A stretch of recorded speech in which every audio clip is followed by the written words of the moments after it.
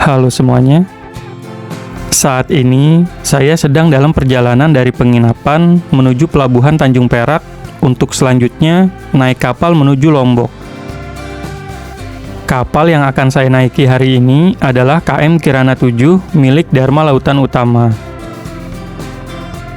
Dan ini menjadi pengalaman pertama saya mencoba naik KM Kirana 7, sekaligus pertama kalinya juga saya pergi ke Lombok.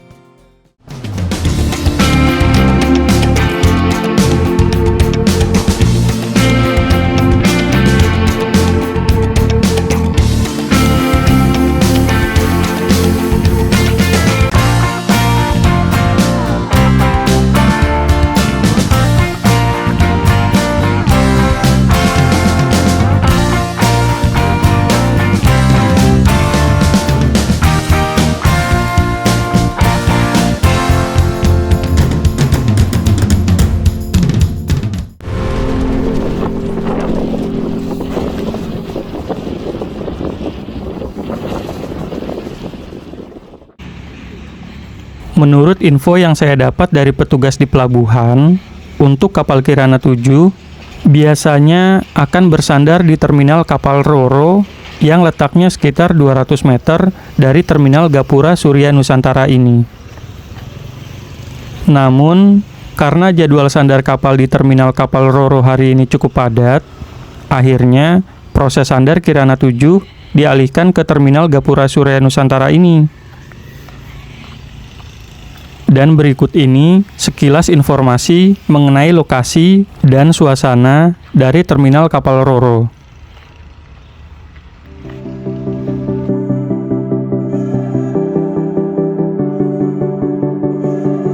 Untuk lokasi terminal kapal Ro-Ro, posisinya ada di sebelah kiri dari arah kedatangan di pintu masuk pelabuhan. Teman-teman bisa jadikan minimarket ini sebagai patokan ya. Setelah berjalan melewati minimarket, teman-teman tinggal jalan lurus aja.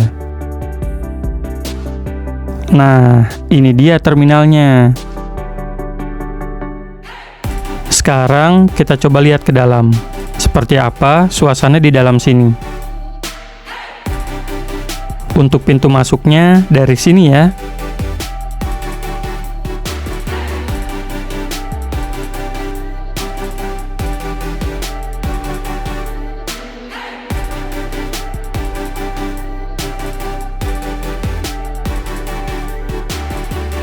Dan seperti inilah kurang lebih suasana di dalam.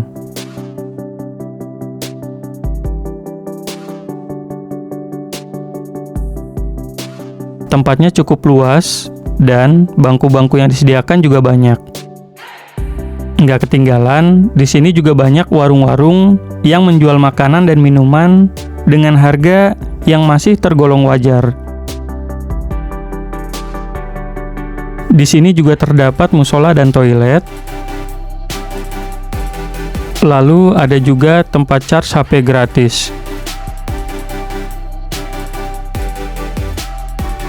Untuk lokasi check-in tiketnya ada di sini.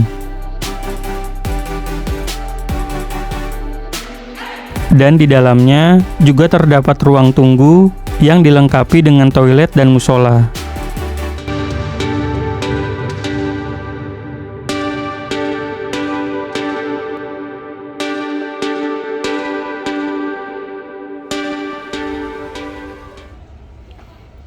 Nah, kurang lebih seperti itu ya, gambaran mengenai lokasi dan suasana terminal kapal Ro-Ro di Pelabuhan Tanjung Perak, Surabaya.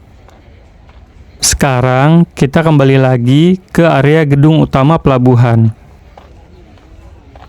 Di sini, awalnya saya menunggu kapal di ruang tunggu sementara.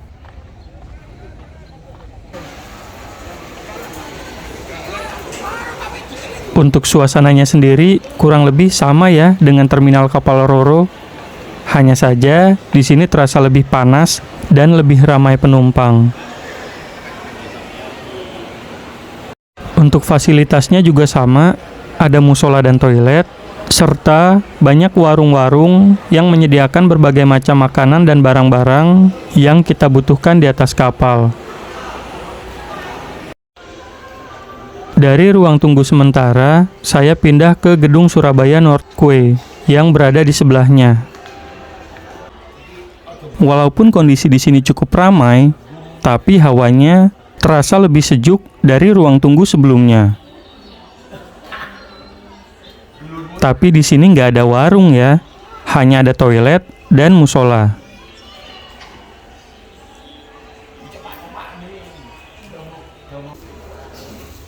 Pada jam 10:45, terlihat KM Kirana 7 mulai sandar di pelabuhan.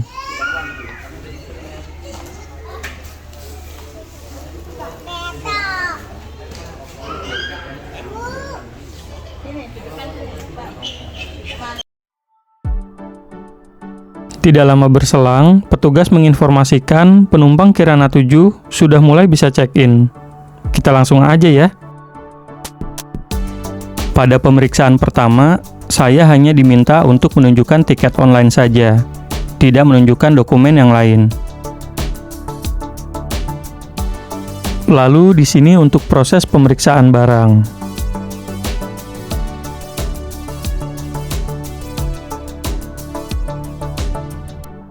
Dan di sini untuk proses pengambilan barangnya.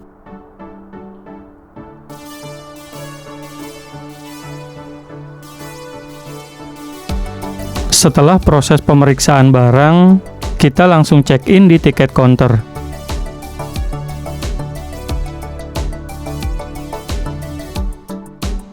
Di sini, saya juga hanya diminta menunjukkan KTP dan tiket online saja, tidak menunjukkan dokumen yang lain. Setelah itu, jangan lupa untuk ambil tiket gelangnya di petugas sekitar tiket counter.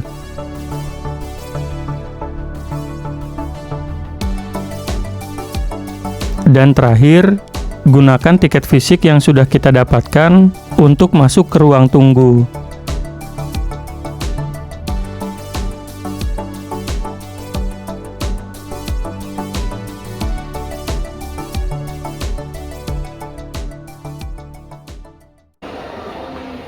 Di ruang tunggu ini, kita menunggu kapal proses bongkar muatan untuk selanjutnya menaikkan muatan kendaraan terlebih dahulu.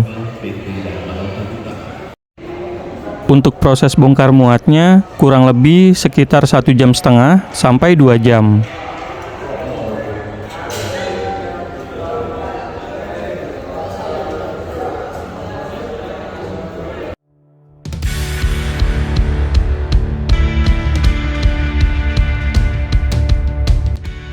Pintu keluar sudah dibuka, saatnya kita naik ke kapal. Untuk harga tiket kapal Kirana 7 ini, saya beli dengan harga 235.000 untuk kelas ekonomi tidur. Tapi harga tersebut harga penyesuaian ya, jadi lebih mahal dari tarif normal. Untuk tarif normalnya Rp180.000.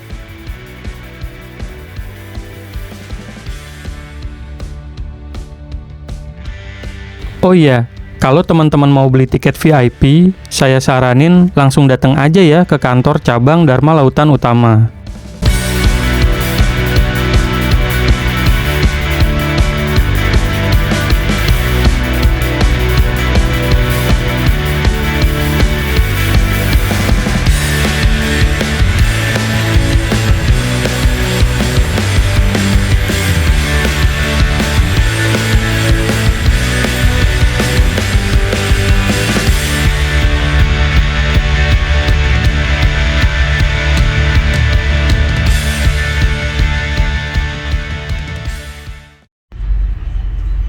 Nah, seperti ini ruang tidurnya.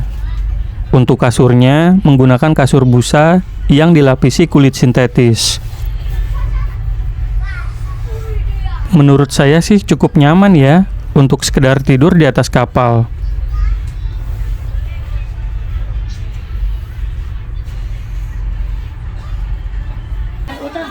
Kebetulan saya dapat kasur yang berada di atas.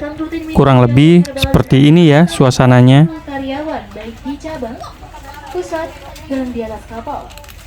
Kegiatan para pelanggan Sebenarnya cukup nyaman sih, Tapi jadi agak ribet kalau mau kemana-mana.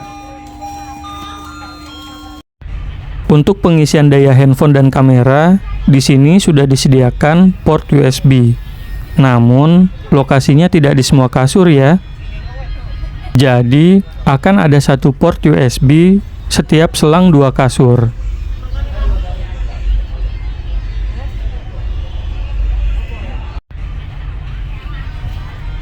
Dan satu hal yang harus diperhatikan, port USB yang tersedia di sini untuk USB Type A.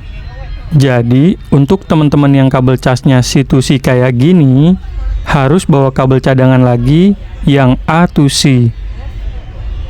Dan untuk fast charging juga belum support ya di port ini.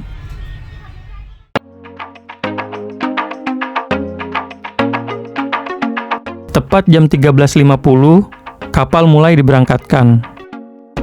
Walaupun keadaan di sini cukup panas, tapi terlihat beberapa orang mulai berdatangan ke dek paling atas tidak lama setelah kapal berangkat. Hal ini tentu bukan tanpa alasan.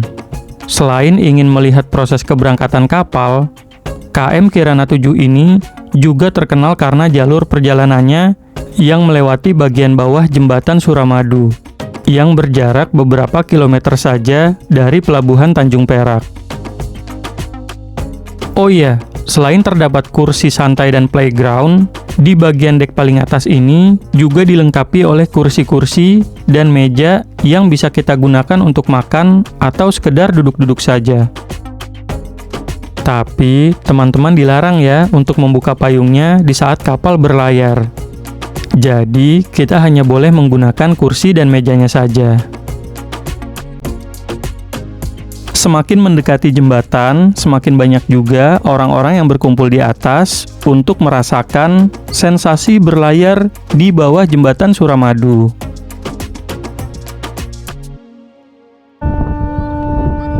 Dan inilah momen yang sangat ditunggu-tunggu oleh para penumpang. Momen di mana KM Kirana 7 berlayar melewati bagian bawah jembatan Suramadu. Para penumpang yang berada di sini sebagian besar sudah bersiap untuk mengabadikan momen dengan handphone dan kamera masing-masing. Termasuk saya juga.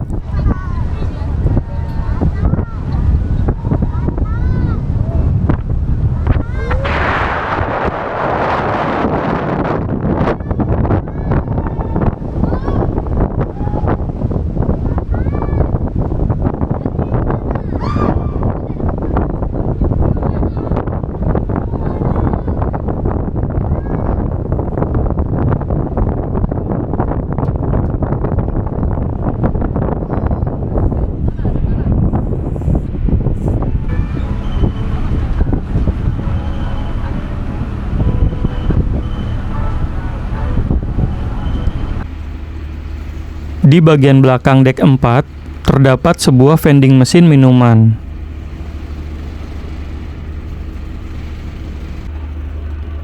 Untuk jenis minuman yang dijual juga cukup lengkap, dan harganya pun masih tergolong wajar.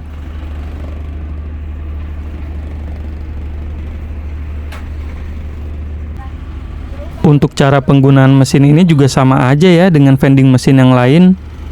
Cukup memasukkan jumlah uang pas seharga minuman, lalu pilih minuman mana yang diinginkan.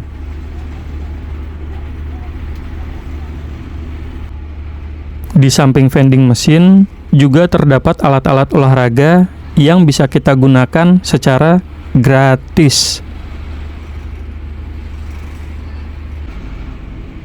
Fasilitasnya oke banget ya. Jarang-jarang kan olahraga dapat bonus pemandangannya lautan. Sekarang kita lihat musolanya ya, yang masih berada di dek 4.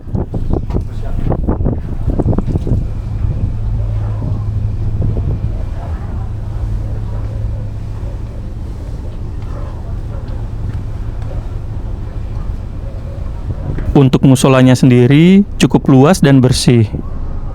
Dan di sini juga terdapat mukena dan sarung yang bisa teman-teman pinjam.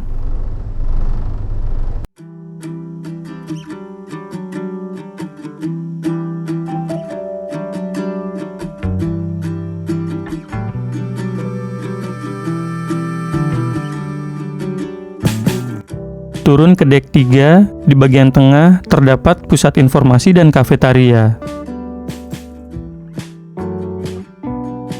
Dan ini adalah ruang kelas ekonomi duduk sekaligus ruang hiburan. Untuk kursinya tipe reclining seat. Dan saya juga sudah coba kursinya, menurut saya sih nyaman ya. Dan pintu yang berada di ujung ruangan ini adalah pintu ruang kelas VIP.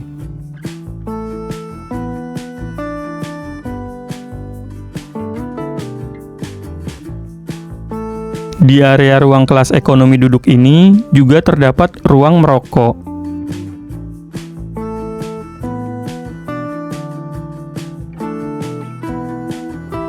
Lalu ada ruang medis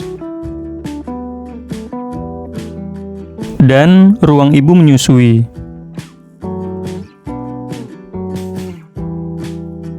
Di bagian belakang ruang ekonomi duduk terdapat 2 spot charger gratis.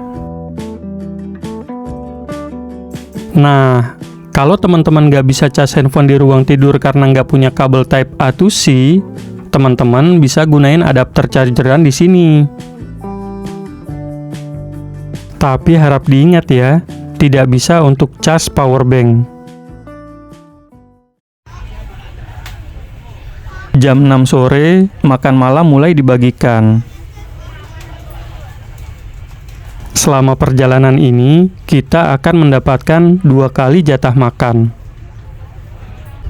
Untuk proses penerimaan makannya, kita cukup memperlihatkan tiket fisik yang kita miliki ke petugas.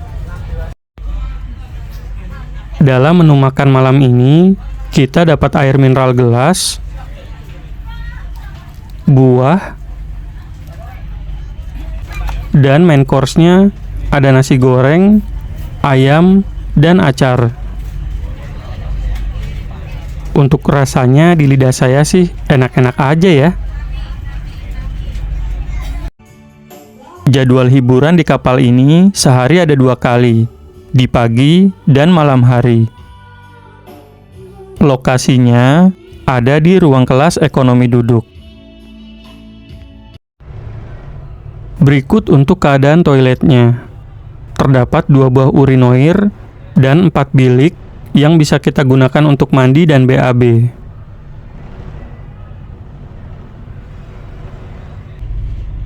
Dan ini adalah tampilan dalam biliknya. Menurut saya sih, fasilitasnya sangat baik ya. Terdapat WC jongkok, sprayer, tempat sampah, shower, yang semuanya berfungsi secara normal dan baik. Dan yang gak kalah penting, di sini juga disediakan capstock sebanyak 2 buah.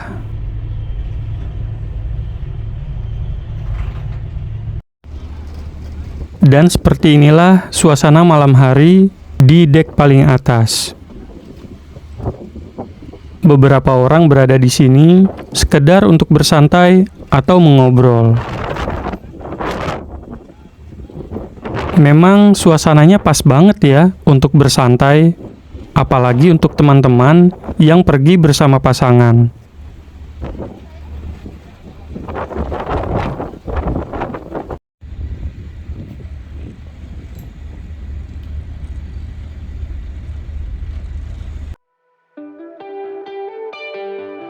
Oke teman-teman, sekian video part 2 backpackeran ke Lombok. Jangan lupa untuk subscribe channel ini kalau teman-teman suka dengan konten-konten perjalanan seperti ini. Sampai jumpa di video selanjutnya.